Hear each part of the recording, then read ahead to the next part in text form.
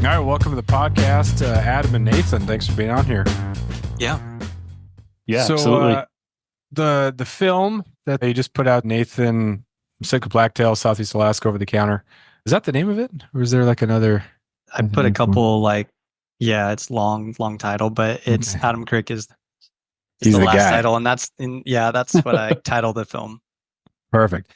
Yeah, it was funny. Wasn't really sure. I knew that he was on the hunt, so I was worried. I was wondering how much prominence he would have, and right off the bat, when he's sitting on the shore, I was like, "Oh yeah, that's perfect." Yeah, I had to create them. that wasn't discussed. I knew he was going to film it. I didn't know I was the Feature presentation. feature. Yeah.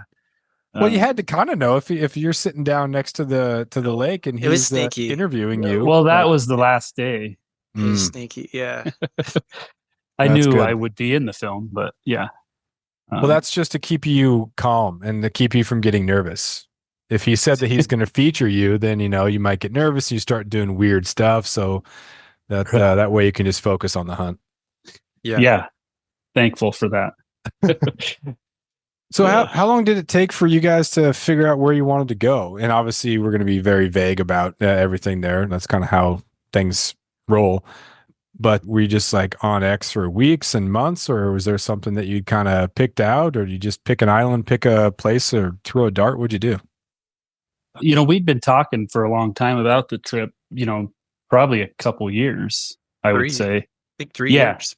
Yeah. And so we had some ideas. I had some islands that I wanted to go to that, just wanted to check out.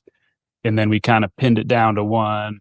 But we were kind of talking for a long time about where to go all the way into February, I think. We tried to narrow it down. Each of us pick a few spots, and then we'd call every couple weeks and figure it out. And then, we made a game time decision too at the end there. Yeah, we did. There was, and Adam has local knowledge, and then I know a couple people that live up there, and they gave some words of advice around islands and things like that. But we really didn't have a clue. We just kind of said, "Hey, let's just go make it happen and have a good time." And we both were saying we may not see anything, but this looks like a pretty spot. So we were just kind of up for the adventure. Nice. Yeah, a lot of places, that the chances are pretty good. That time of year, you just go up into the alpine and you're probably going to be in good shape. It's going to be a matter of sometimes those hot days can really push things down and off, but you guys found some snow, which is really important. Sometimes by the time the sun comes up, it's already so hot that they're just back bedded down. And if there's no dew on the forage, then they're just in the brush and it can be hard to find. But you guys had some good terrain up there and then some snow. It really helps. Melting fast. Yeah. Yeah. So how did you guys meet? I know that Nate, you were on Tongass Talk with Adam a couple of years ago. How'd you guys meet? That was it. That's how we met. Yeah.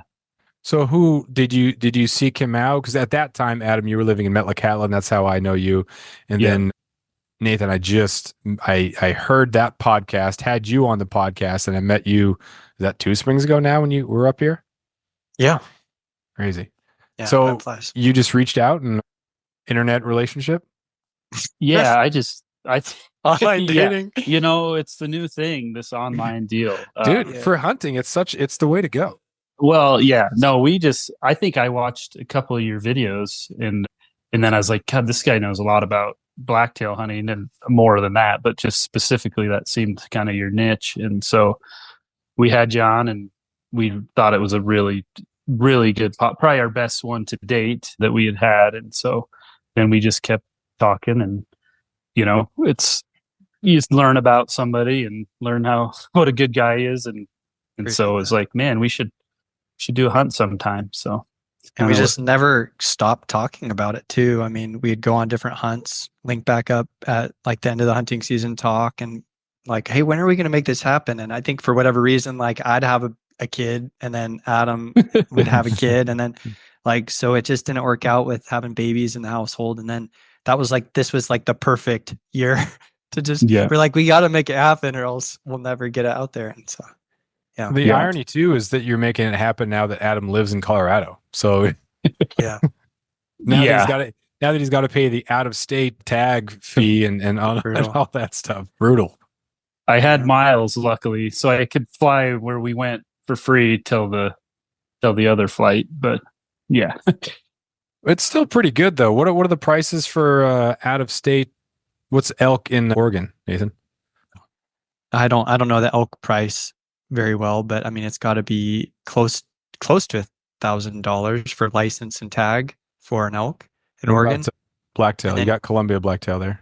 yeah, and I knew that really well last year, but I'm gonna go with like $485 for a license and deer tag in Oregon And then you hunted for a California non-res. too, right? Yeah, and then I did the California blacktail hunt. And this year I went all in and got 2 deer tags, which is kind of crazy because I did not fill my only deer tag last year. And yeah, because I mean you lived in California and know what that's all about. Yeah, I did one season. I got my license there. It was kind of when I was early into hunting because I didn't grow up hunting. I just fished because we had cross country start in early August, and that went right into basketball. Yeah. So just traveling and everything, and my buddies weren't really as into it. My parents had moved up from Colorado, so they were used to kind of whitetail and mule deer hunting, but didn't really get into it when we moved up here. And so, I never really got into it until later. But yeah, the California, that's just a wild experience. Especially Yeah, and because it was one of those, I think it was the D3 through 5 where there was like 80,000 tags for a small area. And it's more about the deer camp kind of hanging out with the buddies, beer drinking than it is actually trying to find deer. So it was terrifying. I saw one doe and it was just it was out of its mind. The horror in its eyes was obvious. yeah. I think Adam and I were both kind of surprised that we were able to pull off Alaska as non-residents and do it kind of in an affordable way because we have families and you think about like the price per pound of meat and things like that when Yeah. you're out there. But it's like we were both kind of pleasantly surprised, like, hey, we were able to do this cost effective and we did, reach out to Adam's friend and just kind of like they helped us out in some ways too with where we stayed. But regardless, I think we were able to do it in kind of a affordable way. So that was huge bonus. yeah, it was because I think each tag was what 300. Yeah. Yep. And so, I mean, yeah, but then I had a friend that we stayed with when we came out a little early and then stayed with him. We froze meat and, so that saved us a hotel and that kind of stuff. So that was helpful. Had you been on flats before? I have for goat. Well, in that a fog neck hunt. Yep. Mhm. Yeah. Kodiak So- for me. Okay. Yeah, I did an elk and then did deer and it didn't work out really well this year. It was a fun, You it was a did fun, elk? fun camping trip. I do the You had a- Edelin tag in like 2015 before I knew anything about anything. It was Yeah. one of those, let's just give the tag to, well, that's the assumption that it's all rigged. And it's like, hey, let's give this tag to this person who doesn't know anything. He's definitely not going to shoot an elk and it'll be fine. Yeah. But That yeah, hunt's didn't rough. work that good. Yeah, it's brutal. Yeah. Yeah. It's brutal. But it's fun. It's just a whole different experience. And once there's no other hunt that you can do that kind of gets you away. Because even like if you're driving, like I was driving on the North Slope to go do the Haul Road, you're still attached. Like there's the road that's still connected to Fairbanks, which is still connected to, Florida if you keep driving far enough. So once you fly out, you're really leaving civilization behind in a way that's really unique. And it just gives it a whole different flavor. What'd you guys feel about that? I mean, I always like that feeling when the plane leaves. It's like kind of my favorite feeling of the trip, in a lot of ways, because you're like, ooh, now we gotta you gotta get kind of serious, and the consequences increase for any injury or anything like that, and so it kind of just adds that heightened alert. So I really like that feeling. Yeah, it was just a beautiful place too. So it felt like you're just dropped in my mind, like in a paradise and it's yours. I kept thinking about it too after the trip. It felt like we had a national park to ourselves. It's like without all the crowds and cameras and everything. Well, I packed some, but but still, I mean, it was just pristine. It felt untouched. Like nothing felt invasive about it. Whereas like it's so hard to imagine most of our ecosystems here that aren't tampered with, and it's up there, it's untampered. It was just incredible in that way. And then also we gave ourselves a lot of time on the trip and then that we didn't really need because the weather was perfect. But the whole month prior to the trip, it was pouring rain every day. I was packing 3 pairs of rain pants, 3 pairs of rain jackets, and like extra everything, extra tent. And then it gets down to the day before, and it's like, wow, do we need sunscreen? And we really did, but we didn't take it. Yeah. I got burnt. Yeah, I did too. It was pretty good. Yeah. Yeah. When you guys showed up to fly, were there any concerns about weight, or were you in pretty good shape? We were in good shape just because there was 2 of us. The concern was the return flight. He's like, well, if you guys each get $2, we're going to be real close. And so we promised we would eat as much food as we could and bone everything I lost out. weight. Nathan brought a 50-liter dry bag full of food. We were eating good at base camp, but that was the only concern. Flying in, we could have brought more. It's just we wanted to be able to bring out 4 deer. So because you'd never actually hunted together, but you talked a lot about stuff, when you arrived kind of where you're at, was there a moment of, hey, let's get going, or, you know, I can just go full speed? Because I know both you guys just go. You're a high performing, high octane types. Fishing with you in Wyoming, Adam, it's just like over the next mountain, there's another one. You know, he's going to end up in Montana. This is wild. And then I know, Nathan, you get after it too. So was it kind of cool to be in with a kindred spirit, with working really, really hard, or did you both have to say, all right, we should probably just relax ourselves a little bit before we run around too much? Do you want to start? Go ahead. Okay. Well, I mean, I told Adam that on the whole trip, it's like I've hunted with a few different people on some of my more difficult hunts, and I'm always a little nervous about it now because I've had one person blew out a knee in some really steep country, and it took several hours to get this person off a hillside, and then just what the need to go home early or things like this that are related to just not being ready for a trip. But I kind of had trust in Adam's experience with being up there and doing hunts like this. And that was the limit of like, you know, hunting together was just kind of mutually knowing what we've done. But like Adam's a stud and like a great athlete too. And so it was really comforting to know that I had like a good teammate. And there was never a question after like maybe the first hike of like, was I worried about where we would go? Because yeah, we weren't shy with the country, and it's weird to think about it now, maybe a little careless, but we were just having fun and going for it. And it's like, oh, there's deer a couple miles that way. Let's go. And we always got back to the camp that night. Like we never had to pull an all-nighter, but yeah, we stayed out late and had a good time.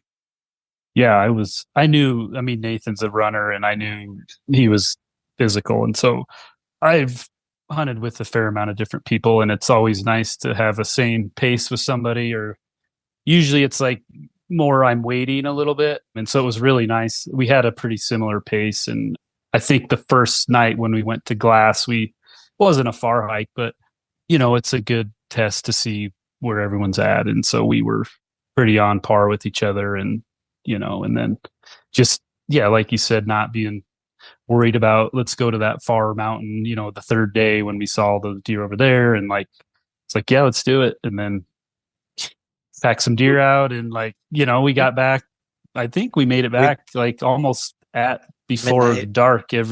Maybe one night we were a little late, but It was around midnight, I think. Yeah, but it's light later, and so yeah, I mean, I was a little nervous, like mainly because I hadn't been hiking much that summer. I was nervous I was going to hold Nathan back a little. I was like, God, usually I hike like a lot, but you know, with 2 kids, my summer trips have dwindled a lot. And so, what he's saying is we were a good match, even though he was kind of handicapped. No. I think I might have been a little slower than you, is what I'm saying.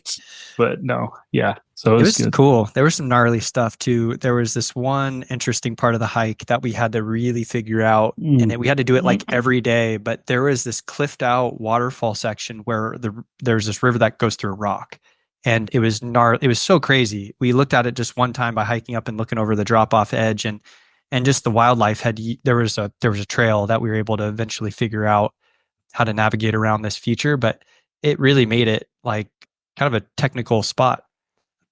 And then the pack out always involved getting around this waterfall, you know, river through rock feature. but it was cool. I mean, kind of adds to the adventure. But that was kind of a hard thing. Like you're loaded up with an entire deer and a half or two.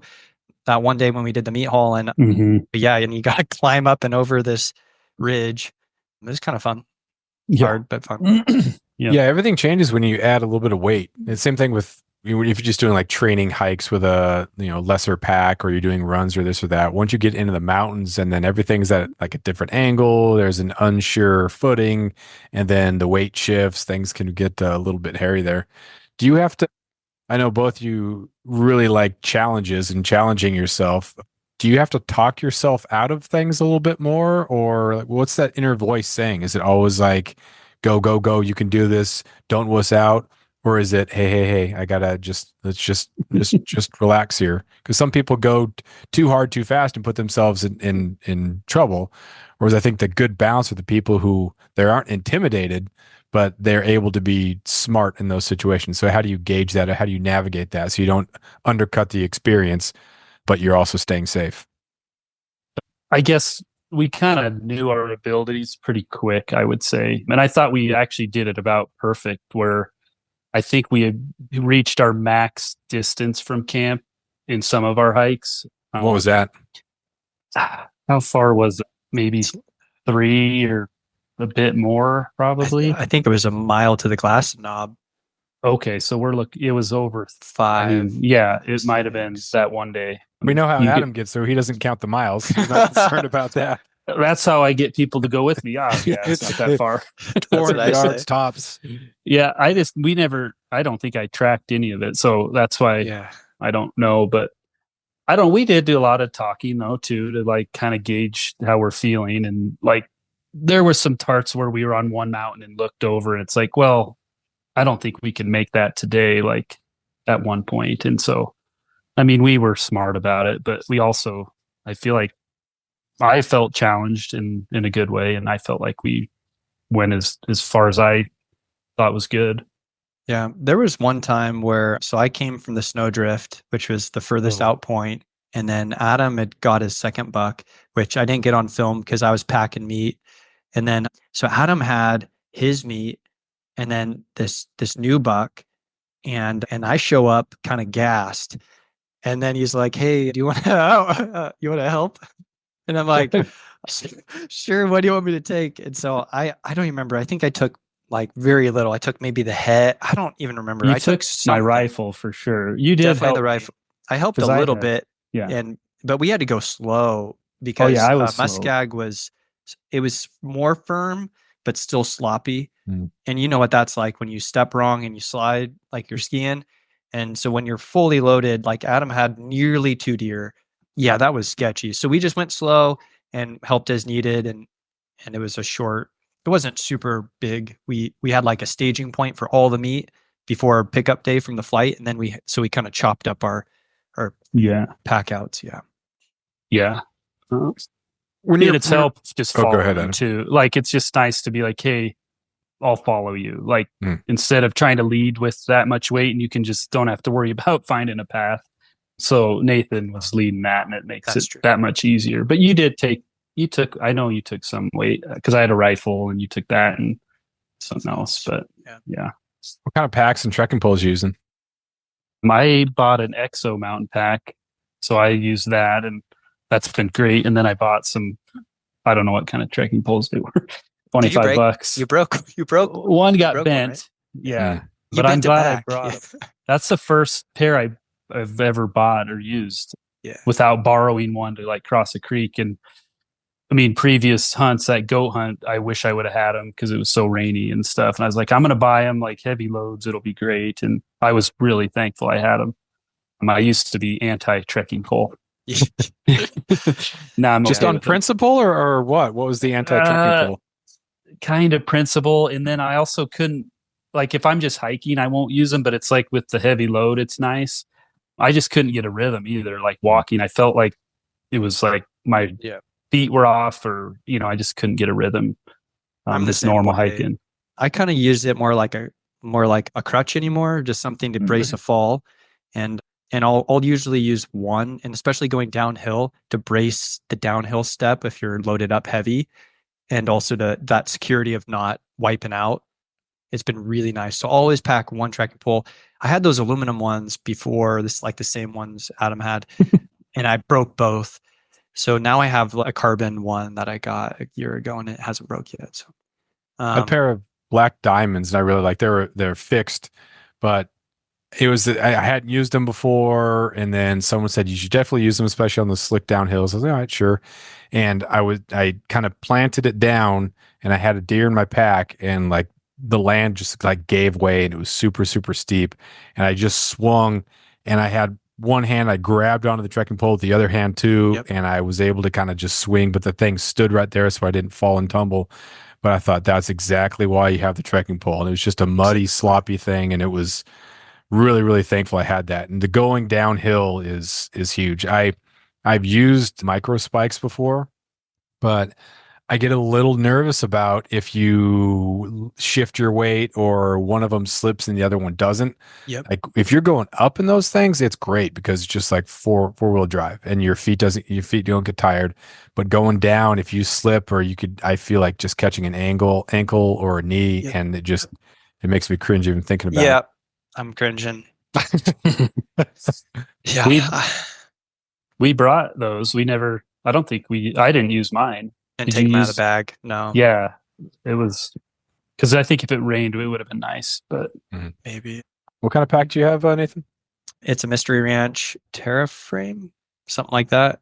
I got it from REI. It was dividends kind of thing. Nice. Yeah. Yeah, the packs are a big thing too. What kind of packs do you guys start off with? Do you remember like first deer and what the pack was and how much better? Nathan, was probably you, like after school in a Jansport backpack. had pencils and a pencil sharpener in there, and then some deer. No. Yeah, my first pack was the Badlands. Gosh, it's like a 4800. It's huge. And it was my dad's. My dad, everything I ever owned was a hand-me-down from my dad. So yeah, I think mine was a Kelty. I still have it. I use it for like backpack fly fishing because I just know how to pack it so well. Everything has its spot, and then it's just quick. So, is there a piece of gear that's like your go-to, and it's like you're really, really happy with it, and that it makes the trip kind of different? If you didn't have it, you would just be like off. shorts. Shorts, dude. When I saw that on there, I thought, how is he not just getting destroyed? Like, were the bugs not there? How are you wearing shorts up there? Well, and also, Adam, that was the first thing he said. It's like, yeah, man, the shorts were kind of a surprise. I think for us, we arrived and it was still kind of cold and it just got done raining like the day we arrived. So I think the bugs were slow to respond. They didn't really like catch our wind or scent or whatever. It took a while for them to wake up. And then especially the biting flies, they didn't really get bad until like middle of the trip. And mosquitoes too. Mosquitoes weren't bad until like middle of the trip. It's like all the insects were really flourishing from the heat. So we had a couple days of a bye. And so I wore the shorts early in the trip. But yeah, gaiters, it seems like I like gaiters and good boots. Those are like, that's like my go-to. I just feel not equipped if I had like bad boots or no gaiters. I just like it. yeah, I would say boots for me. Those, yeah, I have a good pair of boots, and they always make me feel secure on those backpacking hunts because they're waterproof and they're really good ankle support. Because I have pretty bad ankles just from spraining each one probably 5 times or so. What kind of boots? They're Zamberlins. Same. My old boss bought them for me, actually. I outfitted with it or guided with them, and he bought me a pair. I was like, wow, that's pretty generous. So, Do we have the same boot? oh, we do. Yours might be newer. Yeah. A little bit Yeah, because my tread's a little More weak, worn. but yeah. So you have all the gear, you have the packs, you're ready to go. You're up there. As you're glassing through, when you started seeing deer, was it a matter of, okay, let's take the first available, or was it like just sort through, or was it primarily what can we stalk? What can we get to? How many deer did you kind of pass up? What were the first hours like when you were glassing?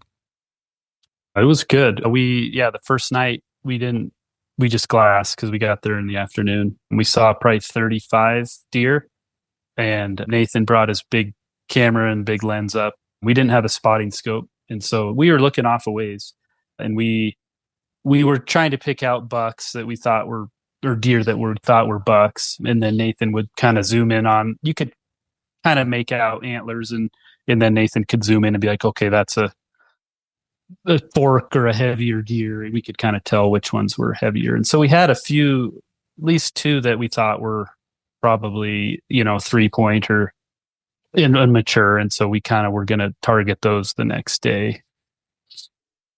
I don't know if you want to add. Yeah, Did you end up seeing some of the same bucks? I know it's always, when you look at some of the films from like whitetail hunting, it's like they have names for all these bucks that they've seen on the game cameras.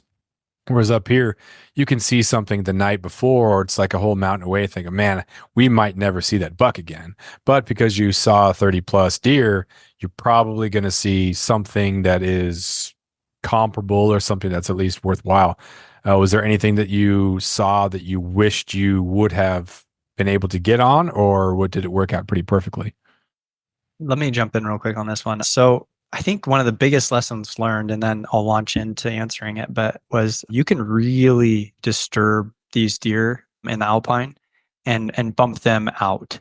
So it's like, it seems like your first impact, like you have to be pretty effective at like making it happen on at least one mature animal. If you were hoping for like mature deer, like you got to make it happen on that mature buck. Cause if you really spook him hard in the alpine, he may not come back. Like in our experience, when we spooked a big buck, he was really on edge if we saw him again, or we never saw him again. And so we kind of kept tabs on where the best deer were. And there was kind of 3 spots of best deer, and the furthest we couldn't really tell what they were. So it's like we have these 2 spots. So day 1, we get into the first spot, we pick out the biggest deer, and we got both kind of by miracle. Mine, we were both trying for archery at first. And so Adam was with his bow, and this big 3-point puts its head over a rock and is looking at us. And I just inhaled a bug. And so I'm actually like coughing out a bug out of my lungs. And I'm like, Adam, go. And so I'm hanging back, and I'm trying not to ruin it. And I video him stalking with the bow. And then I look at the buck, and I'm like, no, I'm like, shoot it with a gun. Cause it's like such a good buck. Like we've been seeing them all. And I'm like, no, this is a good one. And so he's like switching it up, and the deer runs. So then we kind of pursue, and I look out a mile away, and this buck, like, it's not a different buck. This buck's already a mile away just in the time it took us to go about 100 yards to see it again. It made it a mile. And then it looped down, and it's like running away. And then next thing I know, I look back and go, Adam, this buck's running back to us. And it runs all the way back below us on the hillside. Yeah. And so I look over a cliff, and it's kind of a longer shot, but ended up making a perfect shot with my bow. And that's the first buck we get on the film. Wow. And so it kind of went back and forth on that one between Adam and I, and it just worked out that I was able to shoot with the bow, because we wanted to try with the bow over the gun. Yeah. But then that big one that you got on day 1, it was super spooky. We were videoing it, and we spooked some deer to our right. They winded us, and this buck was just on edge, and he looped and came back and bedded a little bit lower on a different bench. And we're like, what's going on? And I kind of try to capture some of that dialogue, but I don't have the best audio. And we decided in that moment, like, we just need to shoot it with a gun. And so we got right down on it, and you made a perfect shot. Yeah. That was weird. Go ahead. It was just funny how he, like, I don't know if he saw it. Like, he just started running, and then he bedded and faced like uphill looking at us. And we're like, all right. And in my other experiences, like, they're very curious animals. And so I don't know if the alpine, because it's so open, that they just seem to be pretty skittish. I understand getting winded and things like that, but sight, I would think they would be have a little more grace, but they did not. No. Did that, because they can be a little bit curious, did that impact you? Did you kind of get your tent set up maybe too high? I know some people, they go to the very, very top. Like, well, that's probably not great, whether it's skittish or not. Like, just being up there, like in their living room, is probably not the best idea. Like, being close enough to be like, you roll out of the tent and it can be on, rather than have to make a long run in the morning, or being too close. So how did you decide where you wanted to camp and how close you wanted to be to where you thought was going to be the go time zone? We camped Well, we had a base camp, and then we had the option of spike camping. And so we set up two tents, one for gear, one for sleeping. And then we're like, let's just see the first day how it goes. Like, and we were planning on making that hike, and we'll just kind of gauge if we want to move kind of over into the valley. Like we had to get up over this one ridge, and then we'd kind of be in this valley where we could access from about an hour closer, probably, or 45 minutes closer. And that was just an option. And we actually just never needed that option. We were able to make the long hikes, and we kind of forfeited the morning hunts as far as like getting up there at first light. We're like, well, we'll start hiking at light, and we were able to find deer throughout the mornings, and it would slow down during the day. But it was weird because it's so hot, but they were like bedded in the open. Sometimes you saw in the video by the snow or by these water holes, but they weren't like, well, some were in the timber, but some were out in the open. So it was interesting. We weren't camped near them, which I think helped us have a lot of different options in the morning. Yeah. So I think too, with when we chose to do our trip, which was early, I mean, we were only a few days after the opener. These deer were still really interested in sunning their antlers, a lot of the bucks. So they would come out during the mid heat of the day to get sun on their antlers, is what it seemed like. So even the mornings weren't that great, because mornings they were bedded up in more of a brushy cover at times. We jumped deer that were bedded in brushy covers. So it was more of a better afternoon hunt. The deer were much more likely to bed down in the sun in afternoon heat, less direct sun and maybe just more heat. I'm not sure. And then also the other advantage is that with where we camped is we had like lakefront property. It's super nice to use.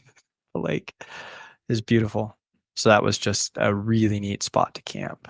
I didn't want to move. I mean, we could have. I didn't either. I'd rather Pretty hike comfortable. it. We both like to hike. So it was like, it didn't bother us to go ways.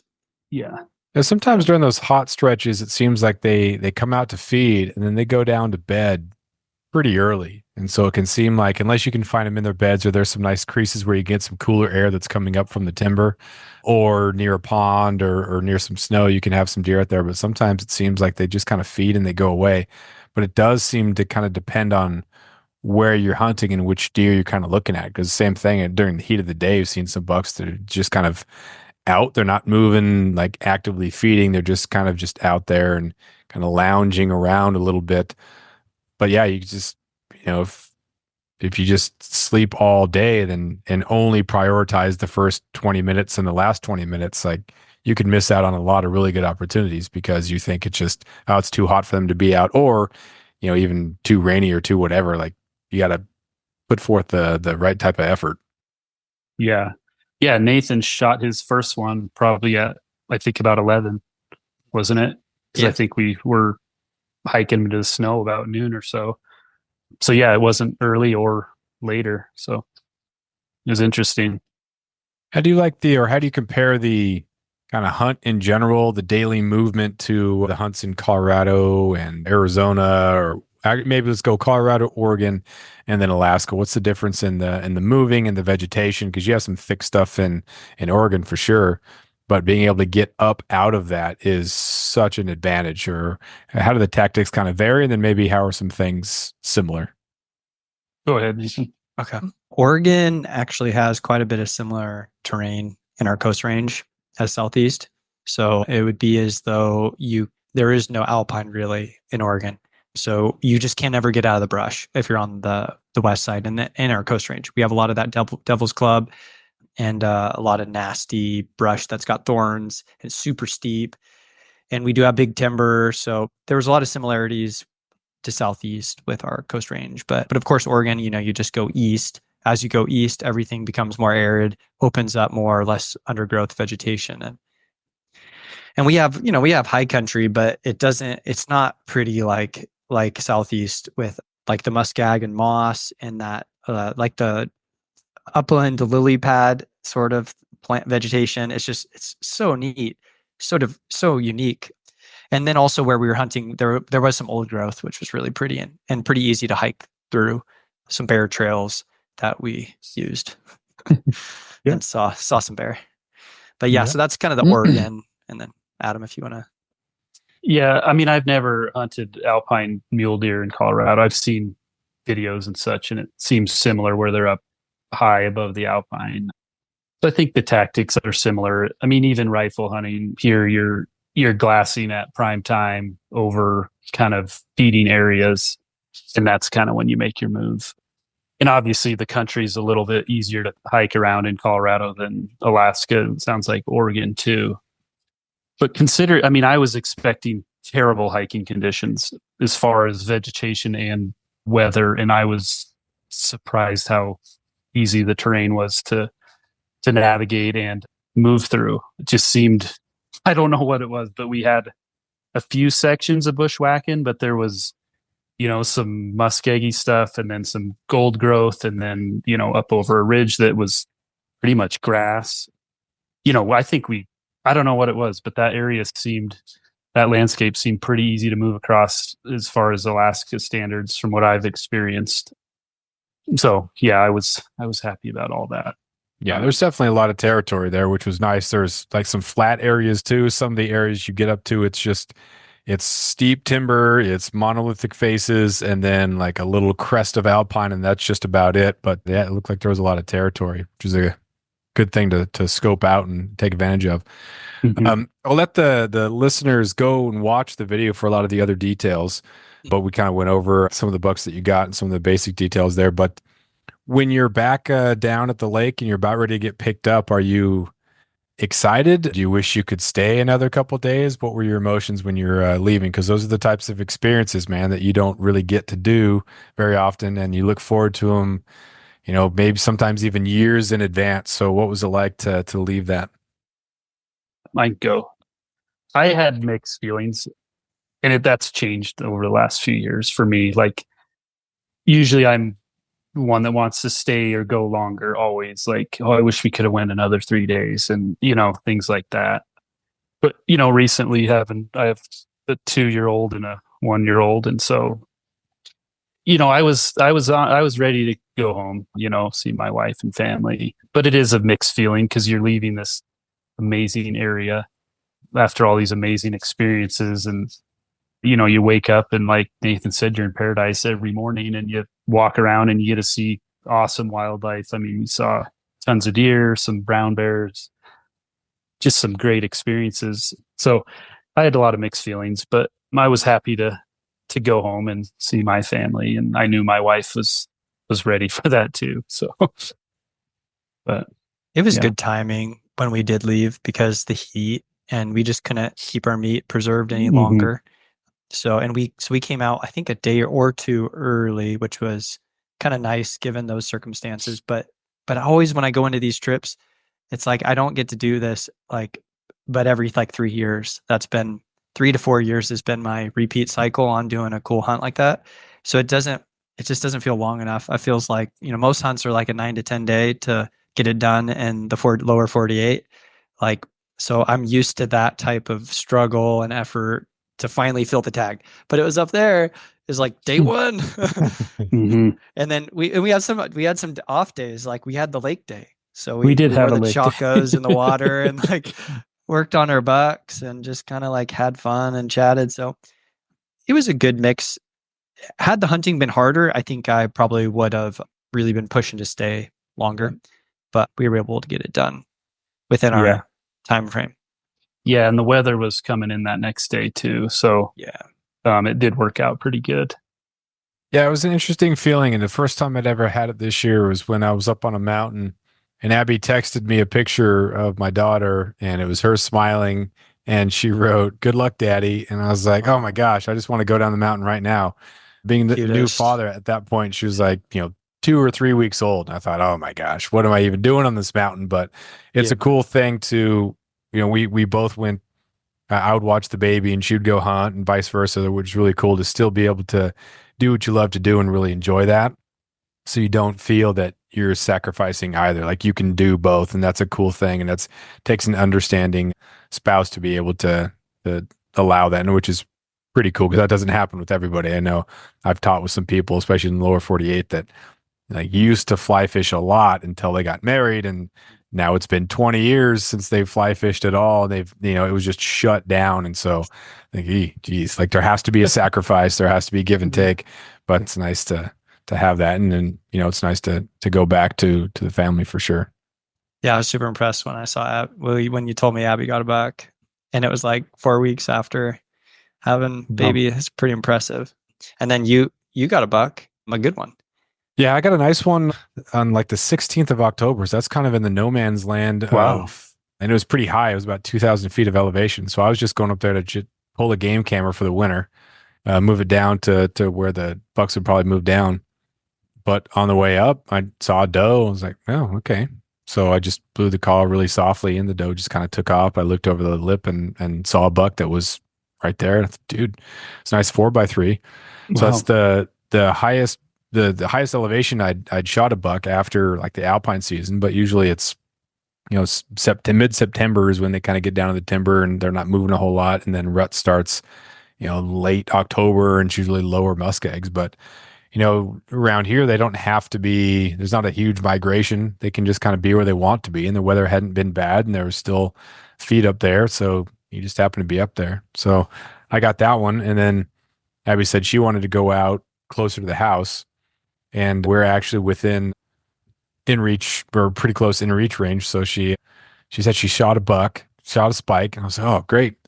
And then I thought, what are we gonna do about this? And I don't hear from her for a little bit. And then she said, I drug it as far as I can. I got it and drugged it as far as I can. So she messaged me. And so I loaded up the baby, drove to where I had dropped her off, met her there. And so then she drove home with the baby, and then I went up, bring the buck back down. But yeah, it was just a cool thing to have back to back bucks. So and we had a cool. whole bunch of meat to process. But yeah, she said she probably would not have shot a buck that small had it not been so close to when she gave birth. And then secondary, it was a small buck, and it wasn't one of the bucks that had been in the garden eating all the flowers and everything for the last couple months, but it was just close enough and it reminded her. So she said the buck may have gotten it just because of his friends that were in the garden this year. So I was like, that's fair enough. But it was probably That's not funny. one of the bucks. It was far enough away, but it was pretty funny. So yeah, that was pretty cool. He's cool. That's awesome. So That's impressive. yeah, she's hardcore. She's a force. It was great. Yeah. So what's the youngest that you would take a baby out or a kid out hunting? I know, Nathan, you've had some kids out there, and what's the complications there? Abby is thinking about doing a fly out somewhere Oh wow. with a 10-month-old, and I thought, well, maybe, but I mean, if she's crying, that's like a constant predator call, so we might want to be consider where we're going. Yeah, I can jump in since I've done stuff like that. It seems like when you have one kid, and then if there's two of you, so it's both, mom and dad, you're in a good position to kind of push the boundaries. I think whatever your comfort is. So like we had my son on a bear hunt, and he was 6 months old, and I had him in a chest carrier, and so it felt pretty safe, pretty good on my feet, and we had a camp, so we're at the truck. Like we were able to camp at a truck. And so we're just hiking out ridges and glass. And my wife got a bear on that day with my son out there. So, and we had my oldest, my daughter at camp. She would have been 2. And so that was kind of tough, but we pulled it off. And then Sammy, my wife, got a buck with our 4-week-old last rifle season. And we were kind of like just walking old roads. And so again, pretty safe, but we had 4 kids at that time. One of them was being watched by grandma, and I had the 3 younger boys with us.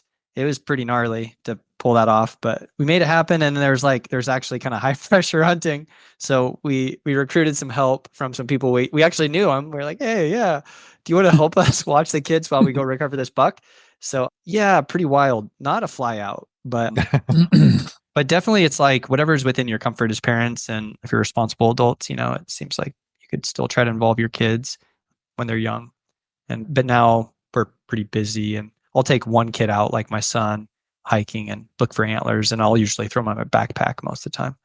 So It certainly just used to be the way. Like there was no one that was waiting until they were, 10 years old to hunt, 200, 300 years ago, or if if you dropped a kid on the Oregon Trail, it wasn't a matter of, well, are they really old enough to be camping out here? It was just kind of, Yeah. so when you look at it in those sort of terms, that we come from the people in our DNA is some pretty rugged early years. So, but yeah, it just seems kind of find the right moments and should be pretty fun. But yeah, we'll see what happens. Wild. Yeah. So what else you have to add? Coming up on an hour here. All three of us have to get back to to the kids. But any insight, any take from the hunts, or anything that you'd like to share? Adam, go for it. I don't have a whole lot.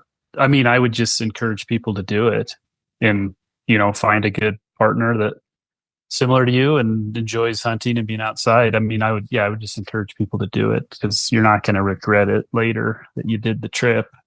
It can be hard to make it happen, but if you kind of make a commitment to it like we did, we kind of committed and bought tickets early. And, I started a job and I ended up having to, before I accepted, I was like, this is happening. So I told the superintendent, I was like, look, this week I'm gone. And we happened to have we started school that week. And so we made it happen. So I would just say commit to it and do it. Not a whole lot of other insight I have. Well, how about that? A little bit more. The better life you have outside of work, the better you are in work. Do you agree with that? And how do you think that having this good, fulfilling outdoor life helps you come and be more impactful at your job? Yeah, I 100% agree with that. And I agree with that as far as at the home life too. Like it is hard on my wife when I do hunt but I mean it's just part of who I am and it's part of I think who all of us are and you're more fulfilled when you go do those things and then you're a better husband and father when you return in a lot of ways and you think about like it's like what do you want your to be known as the dad that doesn't do stuff or do you want to be the dad that's like yeah my dad hunts and fishes and we go do all this cool stuff like that's what you want and so yeah taking care of yourself outside of work is more important in a lot of ways to me. Yeah, I want to jump in real quick too on that line of thought. So it seems like there's a big piece that's missing with most people in comfortable environments. So that's like we have our house, we have our work, and we have family life, and we go between the three, and we just kind of keep going along with life. But we don't really get challenged where we have to depend on our own instincts.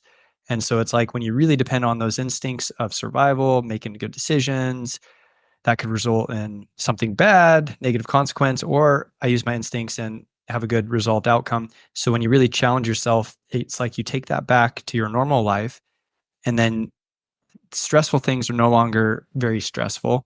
You have this broadened perspective of like what actually was stressful was being loaded up and trying to navigate out of a pretty hairy situation and or make a really sound judgment call, in the heat of a moment. And so we bring those lessons back and we apply them in our life and we help. Like I always feel like my wife is a good person to help coach and she lets me know it if I do too much. But it's like, hey, it feels like this one's not one that we really want to stress about too much. And also I think this is not just, hunting, but also like I was listening to a short reel somewhere on the social media, but that Alex, I think it's Honnold, the rock climber Right. that does, yeah. And he's got a pretty famous couple lines in there around this same thing of feeling danger. And then, and then he relates it to being in an airport. And when people are stressed out about missing their flights, and it's like, whoa, you're in a climate controlled environment and there's food at your fingertips. Like, what is there really to stress about? Don't make mountains out of molehills. Like, that's the lesson. And I think as hunters, we don't necessarily always recognize that, but we do put ourselves in situations where we have to depend on survival instincts and things that make us human. And then we bring that back to our lives and we get to apply it, which is pretty neat opportunity, maybe even overlooked. And then of course we get to eat and use, the efforts and the struggles that we put into the hunts. We get to eat that meat that we acquired. So Yeah, for sure. You can't eat a par or a bogey. So those people who are golfing, like, hey, that's great. Do what you want to do. That's awesome. Love that you get outside, but yeah, it's something to be said for being able to eat what you get. So, thanks a lot for being on here. Really appreciate it. Congratulations on the hunt, and then make sure you check out Nathan Endicott's YouTube page and watch that for sure. So, thanks again, guys. Appreciate it. All right. Thanks, Jeff.